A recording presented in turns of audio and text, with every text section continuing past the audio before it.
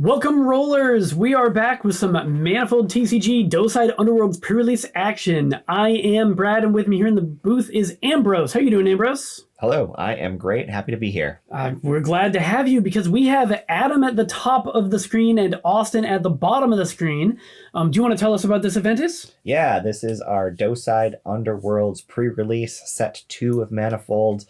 Each player got a pile of cards from 2 colors in the set, a random assortment of heroes, and they built up a 45 card deck and a 45-point hero line, and now they're about to duke it out with some of the first crack at DU cards. Yeah, at the top we've got Adam playing Nina, Ramorand, and Jaques, but we'll have to get to that in a minute because at the bottom we've got Austin playing Hin, Yusith, and Jaques. Austin won the die roll and is going to be going first, but before he does that, Hin says at the end of the logistics phase, so once per round, you may activate this. So he's going to activate Hin. And he's going to follow it up really fast with an Alpine Recluse. Now, he's only got 4 gems in play, but Jaques lets him shock. So once per round, he gets an extra gem, letting him play a 5-drop on round 1. Immediately, Adam's going to follow it up with the SC Flageolet, which destroys an organic character when it comes into play. Yep, and the Alpine Recluse is organic. It rolls good dice, but that doesn't matter. And it says Arrival Shield 2. So Austin got to put a shield on both Hin and Yusith. Although Yusith should have already had a shield because Yusith says at the end of the logistics phase, you may shield this. So, Alpine Recluse. Alpine Recluse shielded itself. Yes, that makes perfect sense. That's what the card will tend to do. But the Flageolet doesn't care. It destroys an organic support. Yep. On Adam's side, he is taking advantage of Ramorand's ability to, when exhausted, deal 1 damage to a hero, to use Ramorand to operate the Flageolet, getting both those red dice and some value from his hero at the same time. Yeah, Ramorand is a hero that we're likely going to see a lot of because his white dice plus 1 damage is just already good quality stats. And anytime you get to do what Adam did and use him to pay an operate cost, which is one of the flagship mechanics for the new set, he looks just excellent. Yes, yep, he's gonna be an all-star for sure. Now both players have already spent their gems, so it looks like for the most part we're going to be activating our characters. Adam activated Nina, rolled her blue-purple, but then didn't get to use her ability because it requires an attachment in play. Austin activated his Yusith, and must have done that after the Flageolet was activated. So now players are starting to resolve dice for the first time. Austin opts for a reroll on that green dice, and he finds to draw, but that's not what it looks like. Which is great. Austin is running Mindful, the 6-cost Prestige on Hin. This allows you to resolve your draw as mental damage. So hitting those draw sides is just pure offensive power in a Mindful deck. And Mindful itself rolls green, so it's going to be excellent at allowing you to draw cards if you want to draw cards, but that's not what's really going to be happening. It lets you turn your utility dice into damage. Yep. It looks like Adam modified into an instance of 2 damage. Austin is deciding to dig in instead of resolving his mental damage, so Adam just throws his 2 at Jaques, which is interesting because Hin is clearly the best stats. Yep. But he didn't want it to bash into his shield, so he just dealt the damage where the damage dealing was good. Makes sense. Austin did get that dig in, so once again, he's going to be able to get his free Hin activation, as well as take the first round. The tempo that Austin has here is kind of negating Adam's Jaques ability, which lets him do a damage when he digs in. But by the way things are going, Austin's going to get that dig in every round. Yeah, a lot of times you think of digging in as kind of being worth 2 damage. You get a shield, you deny your opponent a shield. Yeah. Sometimes it's 1 because one of those isn't particularly useful. But against Jaques, it's effectively 3 because you also deny your opponent that 1 damage trigger. Yep, Hin coming in real clutch here to sort of counter that power from Adam's side. And with Jaques playing Rhythm Keeper, you see a lot of Austin doing 2 things at the same time. Mm-hmm. Jaques shocks as Austin plays this Rhythm Keeper, and the Rhythm Keeper says, when you activate a character, you may shock this to modify 1. Shock is one of the new mechanics. We touched on it. But a shocked thing has a shocked counter, which is that purple thing you see on Jaques, and it gets rid of all of his rules text. So it often just means once per round you may do this. And Austin activates Shock and is probably going to be shocking the Rhythm Keeper. I guess not. I guess he'll wait to do it until he activates the Rhythm Keeper. Sure. And Adam is playing a Forgotten Chapter. Forgotten Chapter, you're going to have to remind me the text here. I know the important part right now is that it's a 1-drop attachment. And that's important because Nina is going to let him, when activated, return this attachment in order to roll yellow. Yeah. The rules text on Forgotten Chapter is when activated, you may sacrifice this to suspend all the cards from any player's discard. Pretty unlikely to be useful in a limited game because people aren't able to build dedicated synergistic decks. But this is synergy in another way by turning on Nina's ability. Right, now. That's true. A 1-cost attachment is exactly what you want with Nina. Yep. Austin used through Breach the Peace to its second mode to roll green-yellow. I'm just opting for some power now, thinking he's probably not going to have a good ethereal target for the removal mode of that event. And then on the other side, Adam has continued to roll dice, picking up that attachment and getting the dice from Nina, although he did roll blanks. Yep, 3 of Nina's dice were blank. Yeah, luckily in this game, if you don't know, one of the things you can do is discard a card from your hand to reroll up to 3 of your dice. So hopefully it doesn't take Adam too much work to go back up to speed. But that's a lot of faces showing exactly what Austin wants them to be showing. Yeah. He's got draw, he's got mental damage, and that's the same thing here. That's going to be a big chunk. Again, also a lot of tempo. Being able to resolve that draw in the same action as your mental damage means Austin is again going to be speeding through this turn. And 2 physical damage and 6 mental damage that's the miracle number to remove this Ramorand. Just have to deal with that shield somehow.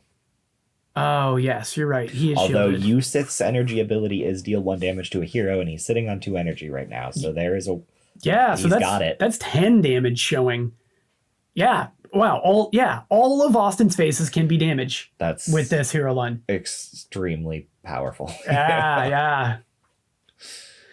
If Ramorand goes down, then Austin's flagellate is going... Adam's flagellate is going to look quite a bit worse because he's going to have to pay real stats in order to operate it. Yeah, he's got that Harmonic Chanter now who can contribute value through his card draw, through his shock ability, but you're giving up a premium dice for a premium dice, which is, it's fine.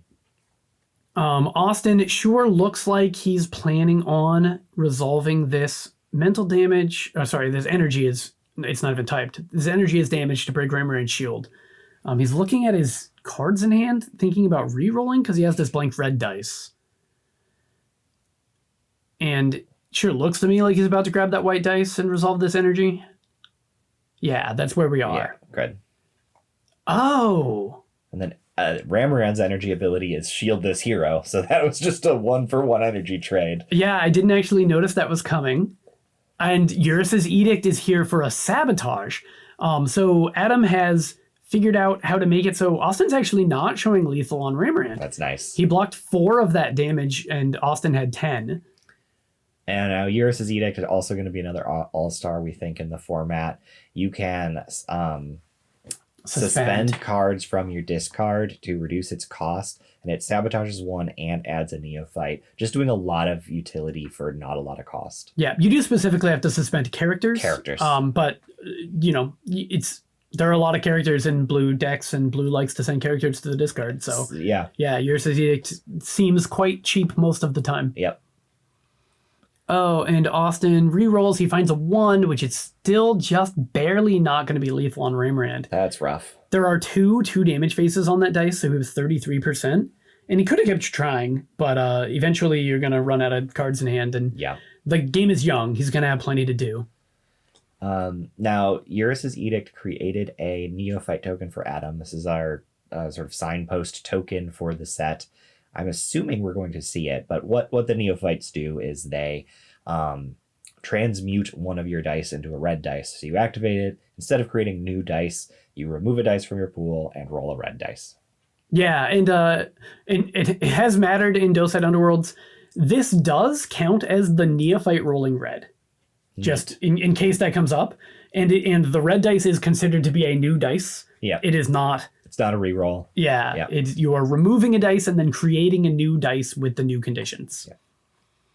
And that's going to be a shield, which means so one of the things Adam would have needed to worry about is Austin activating Hin with his trigger and finding a damage and resolving that damage with his first action before Adam got a chance to do anything. But it looks like Adam is going to be able to shield Ramorand, and he's pretty confidently going to get one more use out of it. Yeah, and he's sitting on a pile of damage there. We've got 2, 4, 8, 10. Enough to eliminate Jaques. But are we not going after Jaques? No, Austin had not yet dug in. Okay. And Adam has now removed a shield from Hin, and I believe that Austin is planning on digging in onto Hin. So Austin actually makes Adam resolve some damage into Hin before digging in onto Hin. So I think you're right. I think Adam had the opportunity to defeat Jaques here and opted to go into Hin instead. And I think Austin saw that, but I'm not totally sure that Adam saw that. Or maybe he decided that making sure Hin only has one more round is more important than having Jaques. I mean, I'd rather remove Hin here than Jaques for sure. Just Mindful is doing so much. The extra activation is doing so much. But either that was a miss or an insane amount of discipline from Adam. That, like I would just take the hero, you know? Yeah. But this I think this very well could be right. I don't think it was a bad play. So Austin has not cleaned up his board because, we're learning how the new cards work. But at the end of the logistics phase, which is the same time that he's activating this Hin, is when his things stop being shocked. Yep. Oh, he plays a secret meeting, which is a really cool rare that I'm very excited about. That was neat. You move a counter from any object to another object. And so Austin just took the shield off of Ramorand and put it onto Hin. Which is a swing. That's like a 2 damage swing. Yep, and it's kind of a 2 action swing. Yeah. Now, because he had to spend his turn playing the card, Adam still did get the opportunity to activate the Ramorand. He opted to activate the Ramorand instead of using it to operate the Flageolet, which means he's probably planning on using the Neophyte to operate the Flageolet. Also a great operator. So now Austin shocks Jaques to play the Harmonic Chanter and at the same time realizes that his Rhythm Keeper is not shocked anymore. Yep. And Adam answers with a Ramorand's Elite. Ramorand's Elite, the new Docide Thug. The Docide Thug of Docide Underworlds. This blue rolls a red and does a damage to any character when it comes into play. And you said Docide Thug, you're absolutely right. It's going to be doing you're going to be seeing a whole lot of that card. Yep. Spore Exposure by Austin draws a card to replace it itself, and for 2 gems, it says exhaust a support character. So we exhaust the Ramorand's Elite. So that's really like the anti concussive blast here. Sure. Oh, and now Adam shows us the Sky Cathedral Crucible. Yeah. And this is the reason that he activated Ramorand instead of using the Ramorand to operate the Flageolet. Yep. Whenever he pays an operate cost, or maybe it's activate a structure with an operate cost, you see it on the screen, he's going to transmute a dice into purple. So that's why he wanted to activate the Flageolet late. Yep. Makes a lot of sense. He had to force into using Ramorand, but wanted to keep the Flageolet up for this value. And for now, just activating the Crucible itself, which does not have its own operate cost, just contributes some on-rate dice to the board. And they look pretty good. Yep. Yeah, a sabotage, a draw, and a physical damage. Like, the physical damage is the only thing there that you could ask for better. Yep. Austin resolving the damage now that Adam is showing energy, which of course can shield Ramorand. Austin takes the kill while he's got the chance. And now the Neophyte is operating the Flageolet as advertised. That's going to roll red, and then we're going to trigger the Crucible, remove a white dice, and roll a purple dice. So he opted to remove a white dice that was showing an energy rather than re-roll or roll a red dice into a purple dice. And that's because he doesn't actually have very attractive energy abilities anymore. Yep.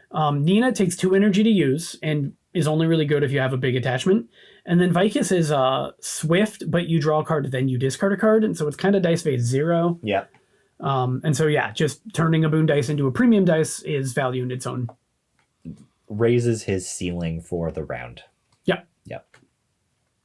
Austin did not get really excellent faces when he activated this round, so he's required to do a tactical reroll, but now he's probably pretty happy with his 5 damage. Yeah, for sure. And so once again, we're going to see Austin is ahead of Adam by several actions, maybe 6, maybe 7. Yeah. Adam is still activating Nina, and while doing so, he's picking up his Forgotten Chapter to roll this bonus yellow, while Austin is finishing up the task of resolving his dice. Yeah. So this was not an excellent Vicus showing. No. Nope. But it's all kind of gravy, right? Vicus is just an 11 with 10 health that rolls a red dice. Yeah, that's he's good. perfectly playable, and anytime you get to use his ability, he becomes excellent. Right. So all he's been is fine. And I think with the operate that Adam has, there's definitely matchups where Vicus can be doing his thing. It's just that Austin has way more tempo. Like both Mindful and Hin are tempo that are pushing him ahead of these rounds. Yeah, the concept that Mindful is tempo is something that I've been hearing people say, for the last few days since these cards have come out. And it wasn't something that I'd really thought of before. But you're right, having one fewer dice face that you need to resolve in order to clean up your dice pool just tends to mean your dice pool gets cleaned up in action faster. Yeah. On the other hand, Adam is not going for speed, but instead going for massive amounts of 2 dice face damage. And he's going to knock out Hin and get Jaques down to 2 at the end of this round. So at the end of round 2, Austin is down to 12 health. Adam is down to 22 health. And something that we've seen, that we saw last week in the previous match, is once Mindful goes away, Austin's ability to do damage goes down substantially because his green dice no longer resolve for meaningful amounts of damage. Yep. He's in a pretty rough spot where his big punch is out for the round, and he's behind on damage. He's going to have to really grow his board state, really do something about Adams to pull this out at this point. I know. He starts with one of my favorite new cards. I'm a removal junkie. Yes. So I'm going to be putting grinding gears into a lot of my decks. Yes. For 4 gems, you do 5 damage to a character or a structure, which is a huge swath of objects. Yep. And in addition to that, you make a scrap. And this is kind of exactly where, Austin needs to be growing, putting some output and removing stuff. This was like the perfect card to pull into this situation.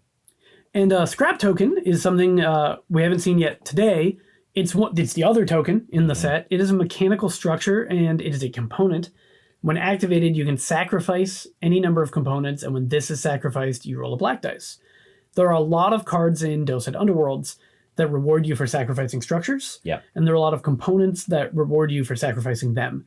And so scrap does both. It's an excellent structure to sacrifice, and it has a trigger that lets you sacrifice your other components. On its own, in a deck like this, it's essentially a single-use black dice. But in the set in a whole, this is scrap is a cog that fits in amongst a lot of different gears that should turn into some very cool engine decks. Yeah, and it wouldn't surprise me, because Austin is playing yellow, if he has a card or two in his deck that does have a use for this. He's certainly got some stuff. Oh, and there's a rough up to remove the Ramorand's Elite, which means Adam is down to, well, I guess I was going to say he's down to only 1 pilot. He doesn't actually have a structure with operate and play anymore, though. So the number of pilots is no longer a meaningful stat. But Adam does have a pile of gems yet, so we're going to see some more stuff coming from him. I think he was low on cards last round, though, so I'm not sure how much gas he's got in the tank is going to really matter right now. And you can expect he's probably going to play this Forgotten Chapter on Vicus, then activate Vicus, then activate Vera to pick it up. I guess he can just play it on Vera, which means he probably has 5 gems, of which it looks like are going to be... There's the Alpine Recluse. Oh, and Alpine Recluse, on arrival, you shield 2.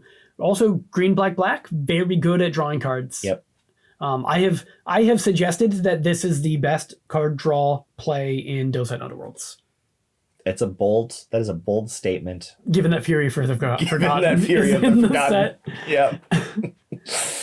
But I think that's going to be a playstyle thing. And you know what? They're both green. You could play both. Adam activates the Vicus without having played the Forgotten Chapter, so presumably he's going to be playing it on this Nina. And did Austin dig in? I think he did dig in onto Jaques, which means he got in for 4 damage. It's not enough. Maybe he got in for 4 on Vicus and 4 on Nina. That looks to be like what happened. I didn't notice the damage going into Nina. Sure. Yeah, but that's a... 8 is a reasonable amount, but I definitely think that Adam is going to do more than 8. And yeah. When you're behind, it's hard to catch up by going slower. Yep.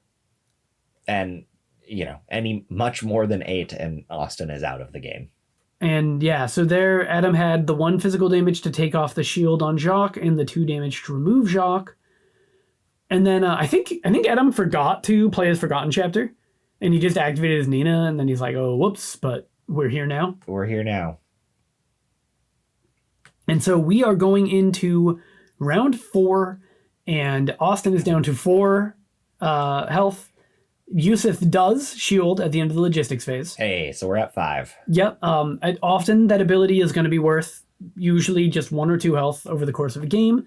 But if you can force your opponent to fight into it by like putting attachments on Yusuf or something, yeah, you can get some extra value out of him. The biggest condemnation of playing this Yusuf is that it's a yellow 12 named Yusuf, and so you have to compete with the Terran Sentinels Yusuf. Yes. Ooh. Garl hits. This is cool. Garl is one of my favorites. Big 7-drop rolls. Red, black, black, black. And you might think, hey, that's not enough value for 7. But when you activate Garl, you get to reveal, discard the top card of your deck, and then modify equal to that card's cost. You really only need to hit a 3-cost card for this to be fantastic. Yep, and Steven just did some calculations about a deck that he was playing, Starlit Sylvester Bully. Yep. And he found that the average gem cost was like 2.6. 2.6. Yeah. And so hitting a 3 is maybe just a little bit lucky, but I think Garl decks are often going to have slightly higher card counts or have ways to manipulate the top of your deck before you activate him. Definitely get really excited to see what Garl does in the format. Yeah, I've been playing a little bit of him, and he's big enough. He's big enough. Yeah, when you get to play him and activate him, he does a very good job. Yeah. And here we go. Red, black, black, black.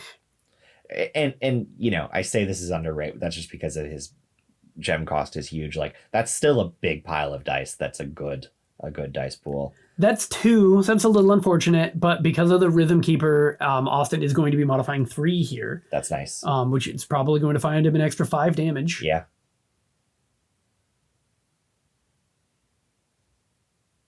And he's trying to make sure that if he ends up tactical rerolling, he's thinking about what dice he might tactical reroll. Mm-hmm. So you're probably better off turning this red 1 into a 2, except Vicus is shielded, so you need the 1s in order to go into the shields. Yeah. Yeah, so he opts to be better against shields and worse against tactical reroll, or worse with tactical rerolls, because he knows he's fighting shields. Yep. But even rerolling the... Oh, no. Devastating. So slip away here. Green 3-drop event that blanks 3 dice. And 3 dice, yeah. 3, they have to be showing damage. Yeah. But that is what was happening here. And so, Austin had all his damage go away, but unlike Barika, he's trying not to go quietly into the night. Uh-huh. So he is tactically re-rolling, looking to take Vicus down before he loses his uses. Yeah, still on the table. And I do think we're basically in the phase where Austin is trying to, get some glory, keep some face. And so let's take this opportunity to talk about some of the cards that Adam has played that we haven't made as much, haven't talked about as much. Let's talk about this Dead Remembered. What does this card do? I do not remember. Awesome. So this card is a structure, and on arrival, you can suspend a character from a discard to create a neophyte.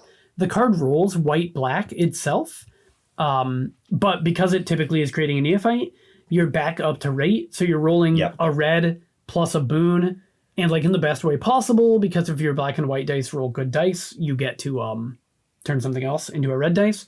At the same time, you can spend a little bit of time fighting your opponent's discard, because you might be suspending their characters to, say, make their Eurus' Edict more expensive. Yeah. And then we also got a chance to see the Sandstorm Banshee, but we didn't talk about him. This is, I think, the best looking card in the set. I really love that imagery. And this is a 4-cost ethereal character Eidolon, because Eidolons are characters in Docide Underworlds. They've woken up. They have woken up. He rolls red and blue, and he says when activated, you can sacrifice this to sabotage up to 2 dice showing damage. This is very much like the Daring Saboteur from Tyryn Sentinels, where you're paying for an on-right character, and then once per Game. lifetime of that character, you get an extra splash. Yeah, and so Adam did reroll until he found lethal. Yusuf is eliminated, and now thanks for watching. It was really cool seeing these Docide Underworlds cards on the table, and we're going to be doing this again next week. And I guess we've seen every color, so hopefully we get to see a few heroes that we haven't seen yet. Awesome. Oh, the Manifold Promotional League is going to be back in the next few weeks. Unfortunately, Docide Underworlds still on the boat. It has not made it to us yet. But once we get it, we're going to try and have a tight turnaround of 1 or 2 weeks before we record our first games for the MPL.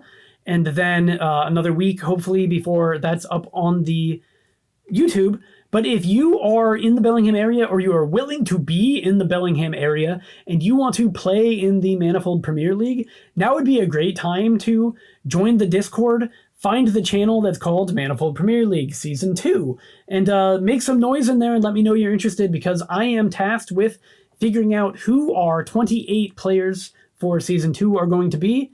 And if you want that to be you, I gotta know. So look in the description to find the link to the Discord. Hop in anyway, because we're always there. We always want to answer your questions, and it's a great way to find these new videos. Thanks for watching.